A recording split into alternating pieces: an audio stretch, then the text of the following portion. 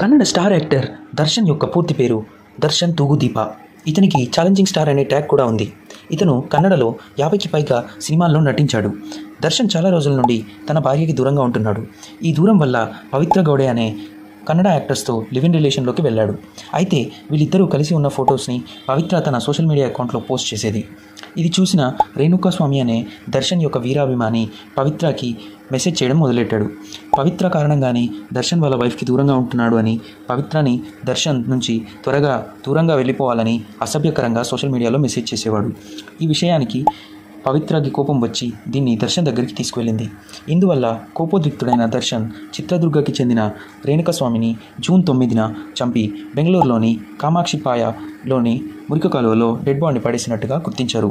ఈ మర్డర్ దర్శన్ తన fun club presidents help తీసుకొని రేణుకాస్వామి చనిపోక ముందు తనను చిత్రహింస పెట్టి ఆ తర్వాత నెత్తి మీద బలంగా కొట్టినట్టు తెలుస్తుంది. స్థానికుల సహాయంతో డెడ్ బాడీని బయటికి తీసి అది రేణుకాస్వామి బాడీ అని పోలీసులు గుర్తించారు. దొరికిన ఆధారాల ప్రకారం సంఘటన జరిగిన సమయంలోని సీసీటీవీ కెమెరాలో రికార్డైన దృశ్యాల ప్రకారం అక్కడ కనిపించిన కార్స్ దర్శన్వే అని గుర్తించారు.